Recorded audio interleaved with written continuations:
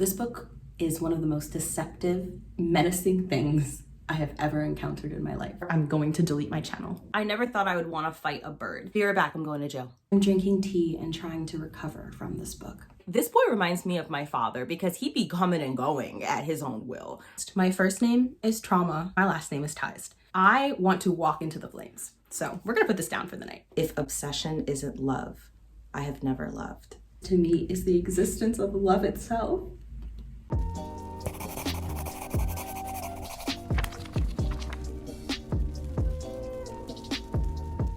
Hi, hello, welcome friends. Today I am going to be conducting an experiment, if you will, and I am so very excited. In this video, you are going to see me test out a book recommendation service.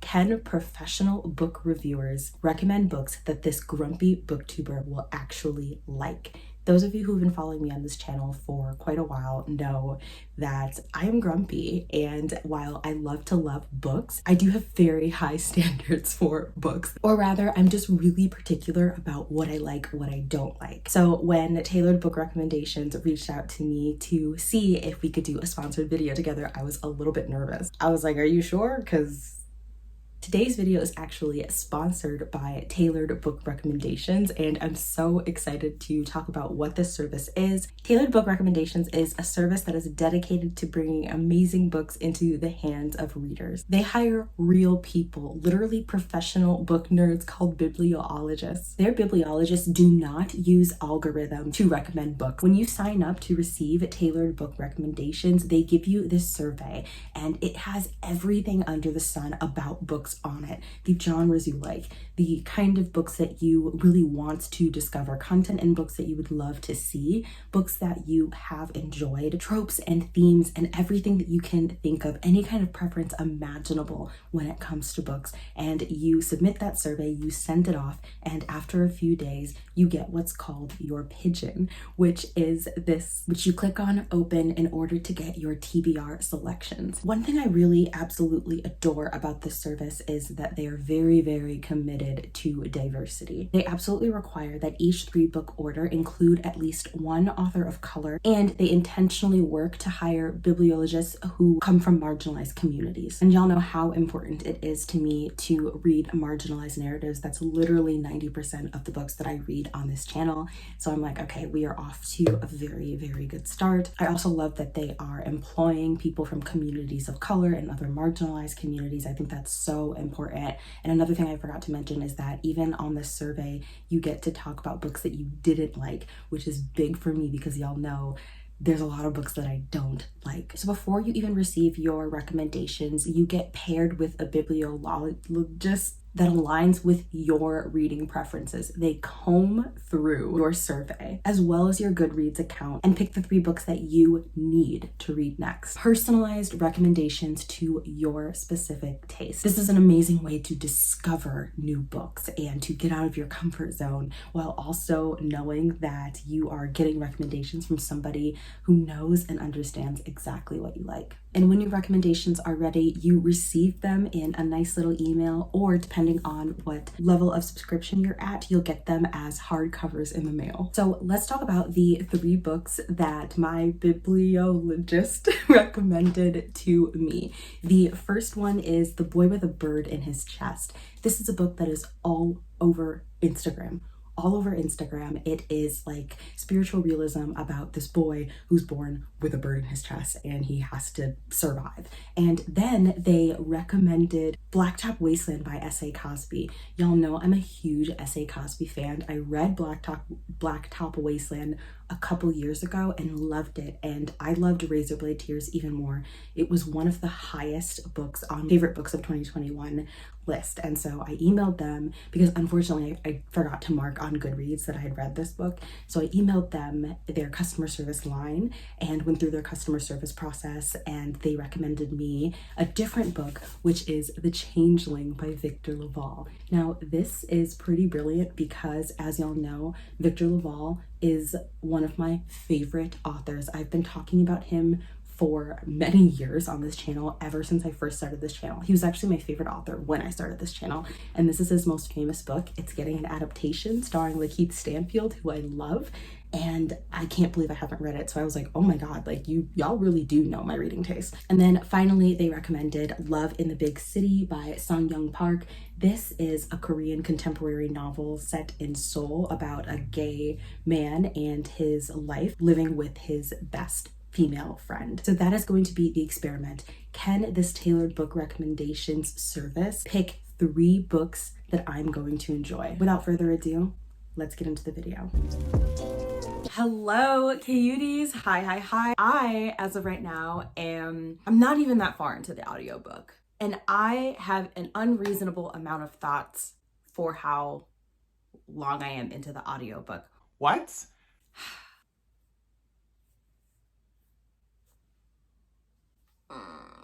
This book has just taken away my ability to be articulate. It is so beautiful. So I'm listening to the audiobook on Scribd.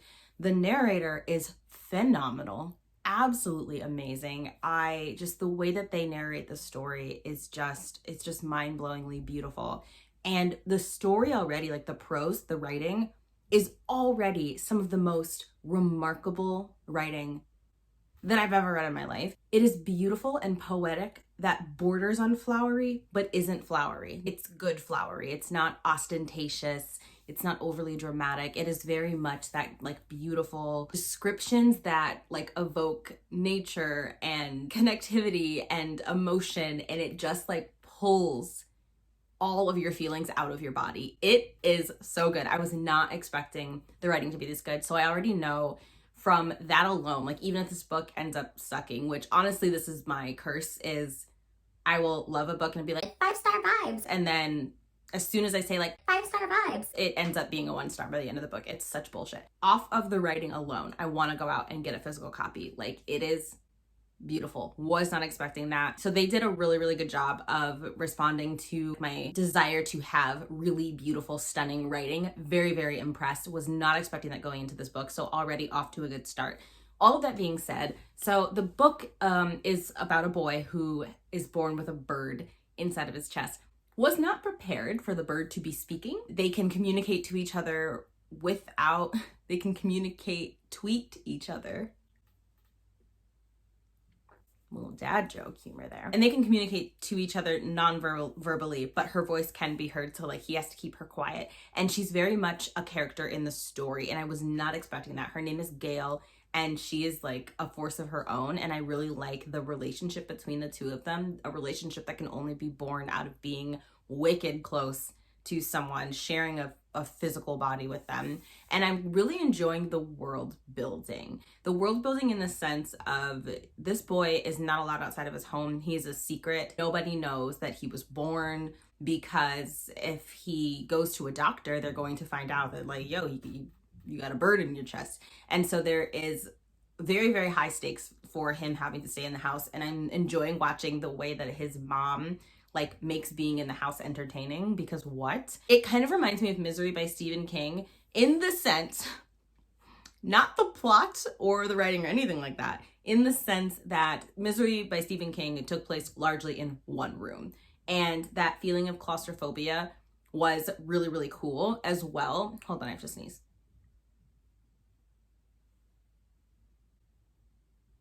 Okay, no, I don't. It takes a convincing, powerful, brilliant author to be able to sell you a story that is set mainly in one place. Like, I'm sure eventually it's going to leave the room, because I'm sure he's not, there would be no book. I'm very, very impressed that I have not been bored to tears so far. Like, if anything, I'm even more fascinated by the fact that this book is so interesting. I'm gonna need y'all to hear these gorgeous, gorgeous, gorgeous quotes. And so I'm just going to put some on the next slide so that you can enjoy the masterful, beautiful writing that is this book. My only thing where I'm like, I'm a little bit nervous is I'm a little skeptical of his mother. She says that the reason he has to be in the house is because obviously he's gonna get taken from her and experimented on, because he's got a bird in his chest. And apparently like people are, seeking these people that are called terrors, who have animals, like who are born with animals inside them. But because the mother is just so good and so benevolent and wonderful and such a good parent, I'm automatically skeptical, because I'm just very protective of this boy. Like,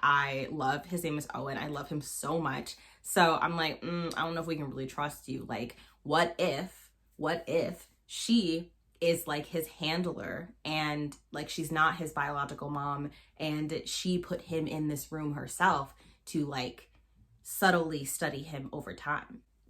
I don't know. I don't know. Like anything could happen with this book. I'm gonna go to the coffee shop, do some writing, do some editing, and continue listening to this beautiful, beautiful book. Like I said, I'm not very far in, but like I knew that I had to hop on and give y'all my thoughts because I already have so many. 1 hour later. This bird, I never thought I would want to fight a bird. This bird is trying my patience. Both of them are trying my patience. Like there's this scene where Owen, of course, like defies his mom, goes outside, which cool, you're a kid, I understand. But honestly, I was impressed he'd stayed in the house as long as he did, because it couldn't have been me. Mom would have been like, you can't go outside under any circumstances. And then I would see a puppy and all would be lost. So he goes outside and Gail is like, yo, something ain't right with the space that we're in. And he's like, whatever, you're being selfish. And then Gail starts freaking out and all the other birds are flying away like it's giving Alfred Hitchcock. And Gail's like, I really feel like we should do what they're doing. And then he snaps at her and doesn't listen. And then, of course, something horrible happens. And I'm just sitting here like,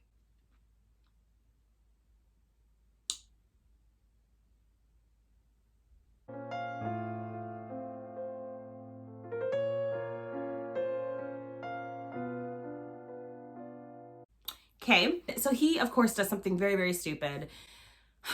It was a very stressful, frustrating scene. That entire scene was pain, agony, and torment. And now we're into the second part of the book. And so he's officially like out of the house kind of situation. And it is getting real. It is getting real. It's so frustrating that I can't say like really anything more than that about the plot, because it's gonna, and honestly it's so much better if you just know very little.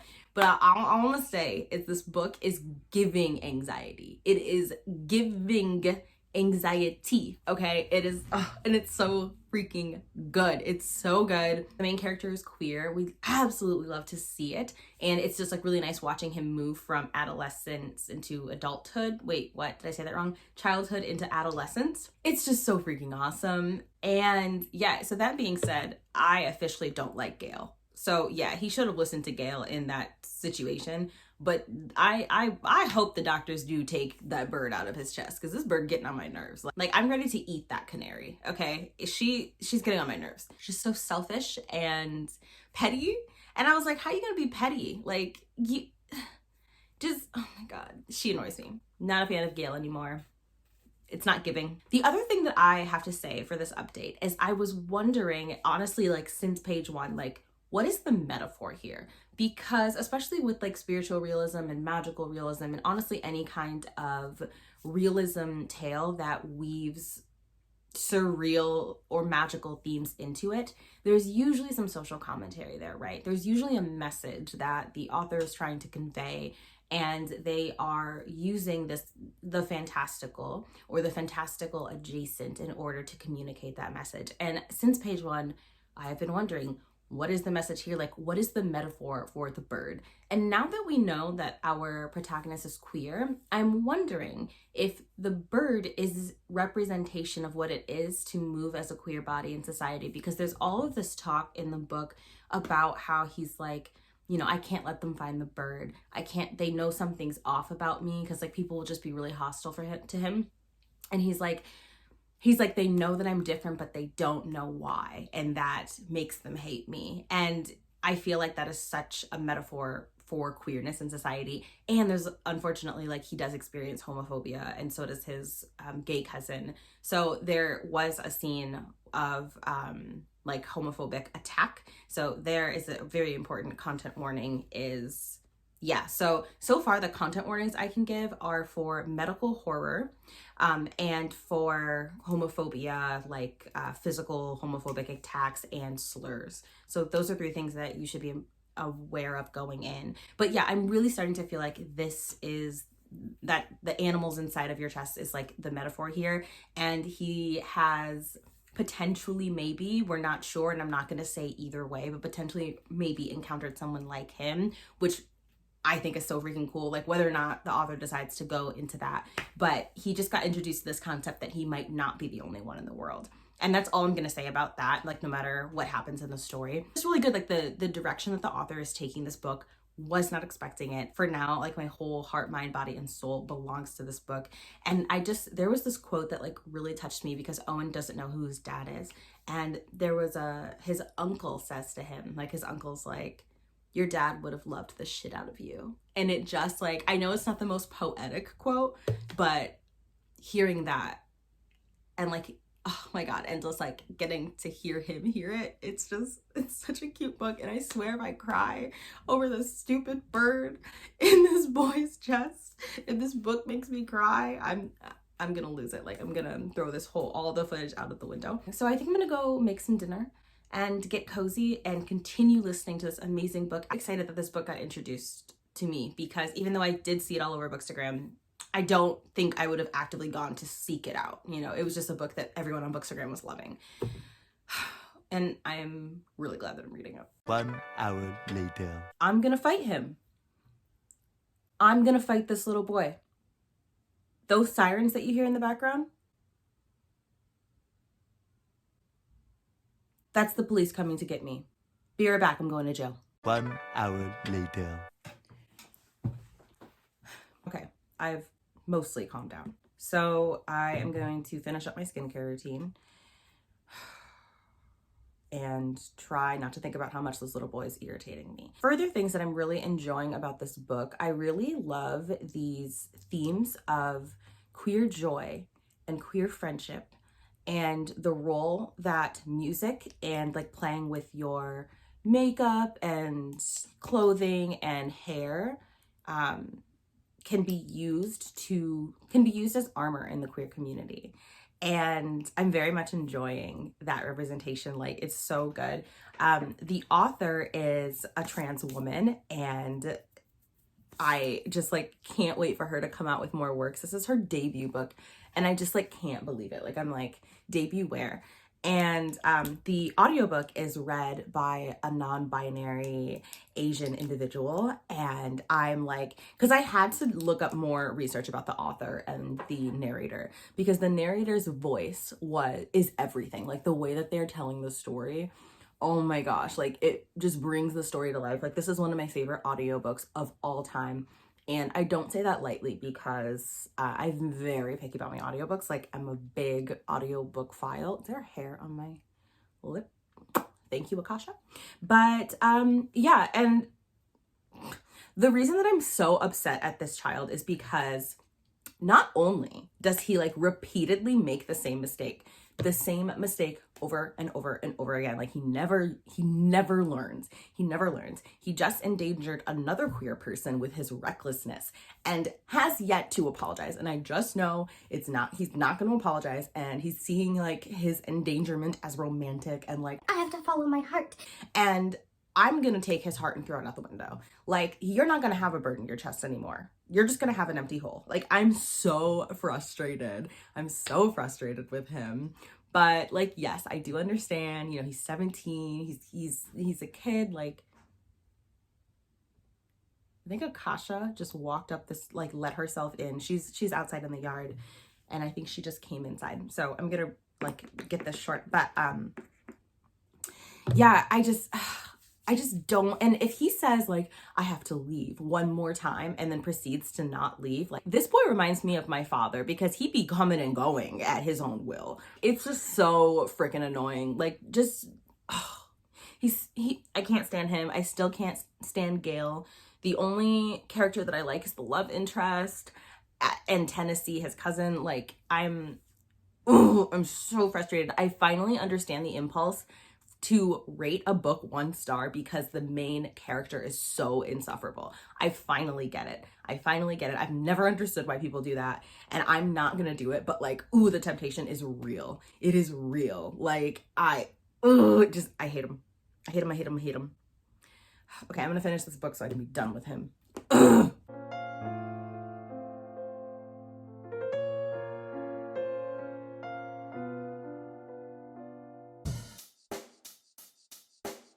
Check the mic and make sure it sound right, boys.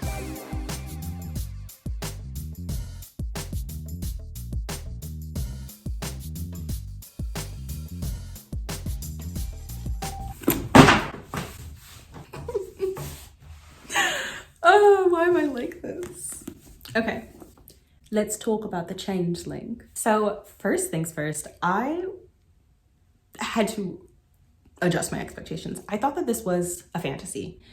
It's an urban fantasy. And so the book's opened, I think, in like 1968 New York. And it is not fantasy. And I was expecting fantasy. So right away I was just like, oh, I'm not liking this because I was expecting fantasy. These are my own expectations, and like that's not fair to the book. So not fantasy. Okay, moving on. It also started not with our protagonist Apollo, but with his parents. And that was a really interesting take. And you get to see what happened between his mom and his dad before transitioning to his present and the woman that he's falling in love with, Emma, who eventually he has a baby with. So far, I'm obsessed with the representation of Black fatherhood. It is so tender and sweet. He is absolutely in love with his son, and it is so beautiful to see. Like, it's one of my favorite things to see in books, Black fathers with their kids who are just like taking all these photos of them and just are moved to tears at the very sight of them. Like, I love it. I love seeing fathers in books, especially Black fathers. It's also really, really cute that he is a bookseller. And ever since he was a little boy, he would take used books and resell them. And eventually he turned that into a business. And he's like really, really well known in New York City as a book buyer. And he met his wife, Emma, at a library sale specifically. And I really, really love that like these are both two book nerds. And another thing that the book talks about is how he experiences tons of racism, especially as a Black man in the book buying industry, which was so upsetting to see, just so upsetting to see. But all of that being said, while there's like some amazing themes, I'm not getting 5-star, and I'm quaking in my boots because y'all know, favorite author here, I've given all of his books 5 stars, but like if I didn't know that this was a Laval book, I might have put it down. Not like a hard DNF, but like a soft DNF in what is the word I'm looking for? Like in order to pick up a more like exciting book, if that makes sense. But I know it's Victor Laval. I'm reading it for this video, and the point is I'm scared. It's not bad. Like so far, it's giving 3.54 star. Not bad at all. But with Victor Laval, I expect to be wowed from page 1 to the end of the book. And as y'all know, this is getting an adaptation starring Lakeith Stanfield, one of my favorite freaking authors. And so I'm like, okay, if this out of all of his books is the one that's getting adapted, then it's got to be bomb, right? It's got to be a 5, especially because I have waited so long to read this book. So long. And if this isn't a 5-star, I'm going to delete my channel. 1 hour later. I'm traumatized. My first name is Trauma. It's a 400-page book, and I want to walk into the flames. So we're going to put this down for the night. My last name is Tized. This woman is scaring the crap out of me. You are watching her slowly unravel, and it is terrifying because you know something bad's gonna happen to this baby, and I'm just like praying that it doesn't happen, but you feel it on every page. Like on page 115, she's having a conversation with her husband, and she goes, "Sometimes I look at Brian and I don't think he's my son." Oh no, she's talking with one of her friends. Her friend's like, "What do you mean?" And she's like, "He looks like the Brian I gave birth to, but it's like he's someone else. When I hold him with my eyes closed, I can feel the difference. I know how I sound, I understand." And then a couple pages later, she's trying to talk to her husband about this. And her husband is like, "Yo, you have mental health issues. You need to like go see a therapist." Like, and he's being very not supportive, right? Which is a trope that I absolutely hate to see. He's being very dismissive and like, "You need to go take a pill and chill out," which is jacked, you know, no matter how you spin it. And then as she's leaving, she turns around, you know, she's got her coat in her hand, and she goes, "You don't see, but you will." And then slams the door. And I am so scared. I've never been so scared for a baby in my entire life. And the way that Victor Laval writes anxiety, like my heart is pounding reading these scenes, like the dread, the anticipation. And then there's just like outright horrible things in the book. Like there's a scene describing, where Emma describes a fire, or Emma's sister describes a fire that happened when they were kids. And it was genuinely one of the scariest scenes I've ever read. Like it was so vivid and visceral, and it was so disturbing, like dark disturbing. I After I read that scene, I had to take a pause. Like, just the emotions, like my heart is pounding while reading this book. Okay, wait, okay, I know I just updated. We're only like 20 pages later. Listen to this excerpt, you guys. If they hadn't hung the fucking door, he wouldn't have to sit here looking at it, nauseous with fear. If the door hadn't been there, at least he could have seen who was in the back room, rather than waiting for the monster to be revealed. Unlike pain, the ache of anticipation gets so deep inside you, it can't be soothed by adrenaline or shock. It's a torture to the nervous system. As he watched the door of the back room, his nerves were being shocked in wave after wave. Apollo felt a child's terror, overwhelming and immense. This is a scene where he like wakes up and he's like kind of helpless and he's looking at the door where his child is behind. And he has this feeling that like something's awful is happening. Just heart is pounding, like I'm gonna freaking... I had asthma as a child, and this is the same feeling like I would get before an asthma attack. So I'm gonna like drink some water and just take a fucking break because this book is giving me so much anxiety. 1 hour later. I'm done for the night. Like I'm done reading The Changeling for the night. I'm gonna go watch some Bob's Burgers, and I gotta go. Like I gotta go. Like I gotta do something else. I gotta take it back. I gotta do something else. So as of right now, we're on chapter 31. I am only 132 pages into this 400-page book, and I want to walk into the flames. So we're gonna put this down for the night. Bye. 1 hour later. Hi cuties. It is a new dawn. It is a new day. I finished The Changeling, and it's time for me to share my final thoughts and give my review. Okay, so The Changeling. I really, really liked the direction that this book took. It was very like conspiracy woven with mythology, heavy social commentary, and it's like really, really smart. And so I think there's a lot about the social commentary that I missed, but the adaptation is coming out, which I'm even more excited about. And I know that it's probably going to be more clear like what was going on, because I know that I didn't understand everything in this book, which is great. I love when that happens, because that means every time I reread this book, I'm gonna get more out of it. I genuinely love that. Like I love being confused. I know a lot of readers hate that feeling, especially on BookTube. People hate being confused by a book. I don't. It really, really is a plus for me, especially if it's like I'm confused not because it wasn't clear, but because I'm just not sharp enough to get it, and then I can get it over time. I love that. So I ended up rating this book 5 out of 5 stars.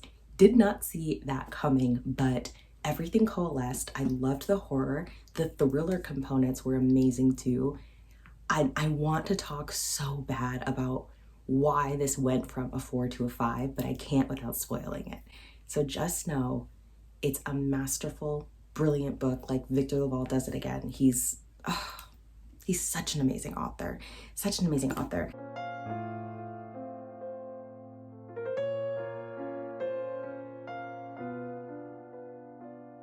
And then I started the final book for this video, which is Love in the Big City. And this is by Song-Young Park, and only on page, I think I'm only on page like 23. Oh my God, I just opened this book and there's a quote that says, "If obsession isn't love, I have never loved." Love books about obsession, so I'm very excited.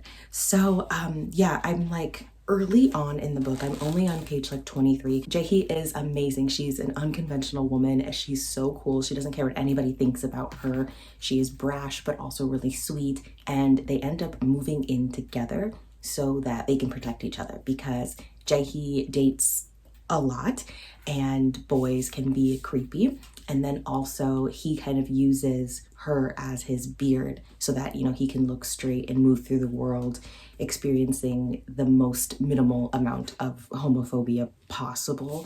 And I really, really love their dynamic. I love their friendship, and I love like the social commentary that's already in this book. The commentary on like being a woman in the big city and what it's just like to be in your early 30s and still have no freaking idea what you're doing with your life.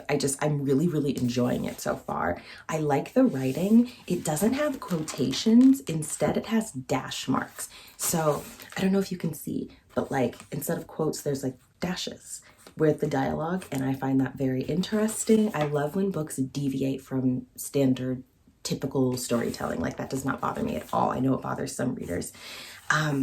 But yeah, and it reads so fast. Like I got to page 23. I felt like in 5 minutes, like it's just flying by. Already I'm gonna make a 5-star prediction, but y'all know every time I make a 5-star prediction early on in the book, it ends up being a freaking 0. So I probably should not have said that. But yeah, that is going to do it for this update. I'm going to check in either when I finish this book, because I know this video is very long as it is, or when I'm at the halfway point. I'll check in if I have something more to add to this book, to this, whatever, you know what I'm trying to say.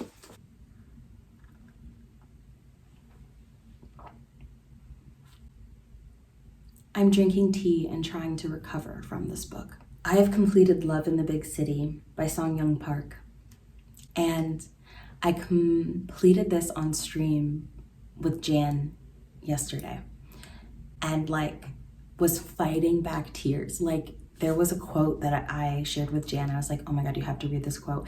And both of us were trying so hard not to sob. Like, you know, that awkward moment where you're like holding your breath and your shoulders are up to your ears and you're like trying to will your tear ducts to dry out. That was both of us. But let's go back. So this book deceived me.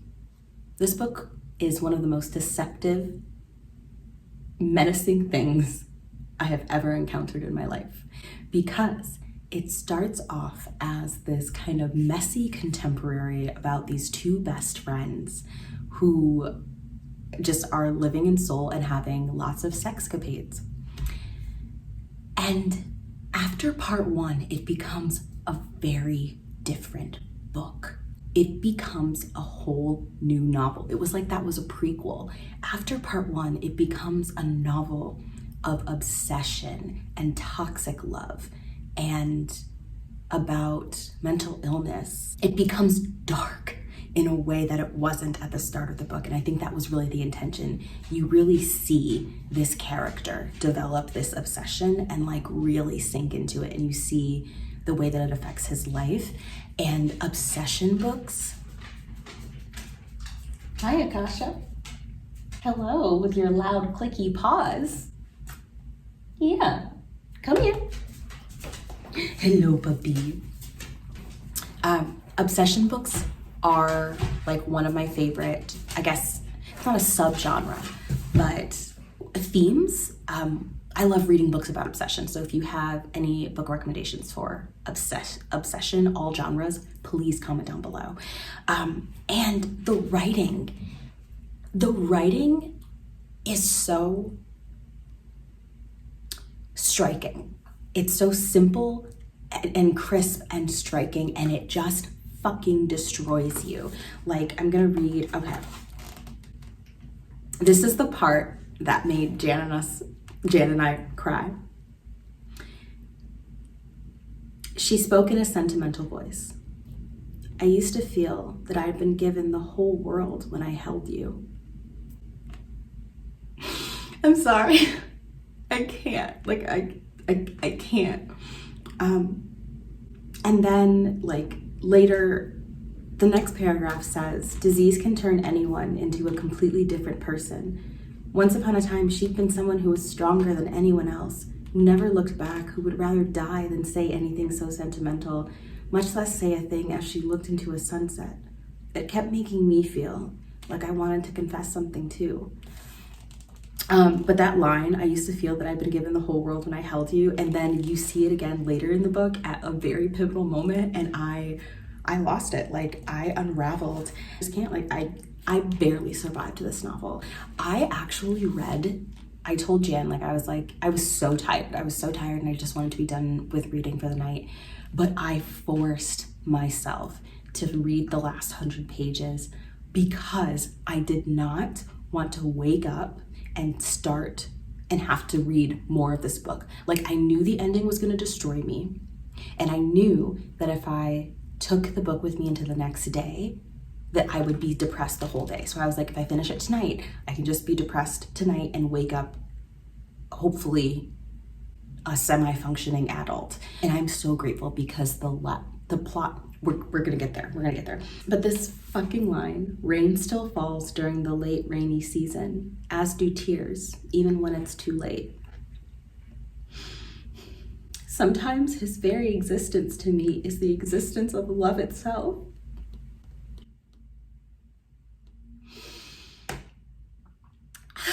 Oh my God, I fucking hate this book.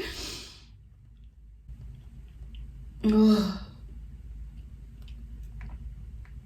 Oh. And then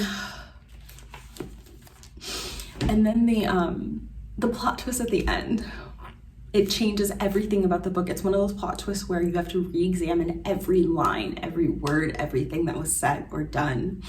And it's so deceptive because it starts as one thing and it just becomes another, and it just hooked me by the heart, and like it just brought me back. And it has so much commentary on like cancer and a really bad relationship with your mom that you want to prepare, but like she hasn't changed, and male-female friendships and being closeted and just trying to survive. I'm sorry, I did not mean to like get emotional. Like, I cannot afford to. My makeup looks amazing. I was not expecting to give that book 5 stars. I thought maybe 4 or 4.5, but that's gonna do it for this video. Every book in this video was 5 out of 5 stars. And I am so grateful that, like, if nothing else, if no one watches this video, like if it tanks, these books were brought into my life, and I'm so fucking grateful for every single one of them. Like, The Boy with a Bird in His Chest, Love in the Big City, The Changeling, they were all so impactful in different ways. And I will never be the same having read these books.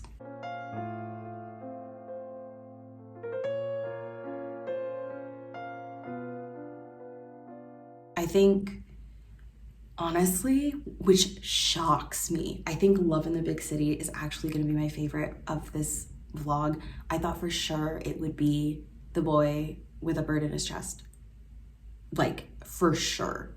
But I think it's going to go Love in the Big City, The Boy with a Bird in His Chest, and then The Changeling, which is wild because I predicted going in that it would be The Changeling, A Boy with a Bird in His Chest, and then Love in the Big City. It's amazing. Please add that to your TBR, especially for AAPI month if this video gets up before May, but also like you can read Asian books all year round. That's gonna do it for this video. Thank you so much to TBR Recommendations for bringing these books into my life, for this amazing service. Like, y'all clearly know what you're doing. I'm very, very, very impressed. And like I said, I'm very picky about my books. It's very difficult to recommend a book to me. Very difficult. Like, even though I'm on BookTube, a book reviewer, follow so many book influencers, love them all, but because I'm so picky, there are really only a small handful of even my BookTube friends where if they say like, Jessie, you're gonna like this book, that I'll actually like prioritize and pick it up. And so the fact that strangers picked it blows my freaking mind, to be honest. You can tell that a lot of love and care and detail went into these recommendations, and that y'all really paid attention to what I said I liked about books, and themes that I wanted to be present in my books, and like the types of books that I wanted to discover. Like, wow.